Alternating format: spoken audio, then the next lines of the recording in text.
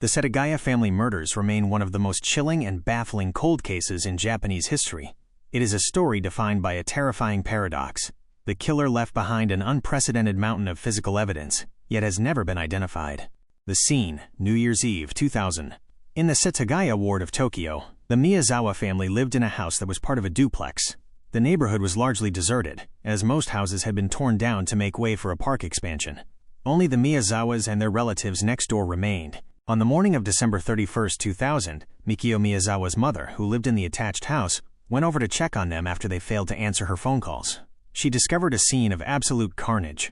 Mikio, 44, found in the first-floor hallway with multiple stab wounds. Yasuko, 41, found on the third floor with her daughter. Nina, 8, found alongside her mother. Both had been brutally attacked. Rei, 6, found in his bed on the second floor. He was the only victim strangled rather than stabbed. The killer's bizarre behavior. What makes this case legendary in true crime circles isn't just the violence, but what the killer did after the murders. Forensic evidence suggests the killer stayed in the house for anywhere from 2 to 10 hours. 1. Domestic normalcy. The intruder didn't flee. Instead, he raided the refrigerator, eating several melons and drinking barley tea. He reportedly used the family computer to try and book theater tickets and visit the family's bookmarks. 2. First aid. The killer had injured his hand during the struggle with Mikio. He used feminine hygiene products and towels from the bathroom to bandage his wounds, leaving bloody bandages behind. 3. Leaving a kit.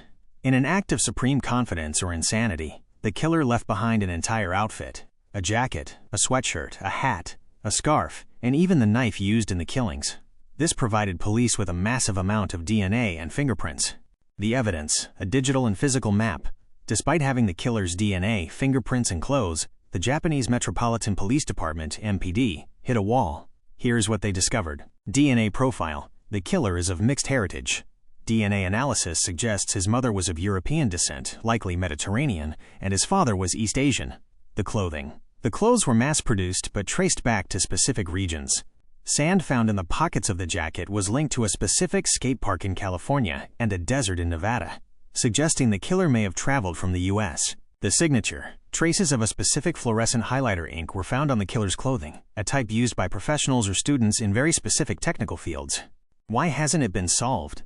Even with over 280,000 police officers having worked the case over the last 2 decades and a massive reward, 20 million yen, the Setagaya man remains a ghost. The DNA did not match any criminal databases in Japan. Because the killer is suspected to be a non-Japanese citizen or someone who lived abroad for a long time, international cooperation has been difficult. The house itself stood for years as a grim monument before being slated for demolition, and the case remains open to this day. Note: every year on the anniversary of the murders, Japanese police officers visit the site to offer flowers and a vow to finally catch the person responsible. To look into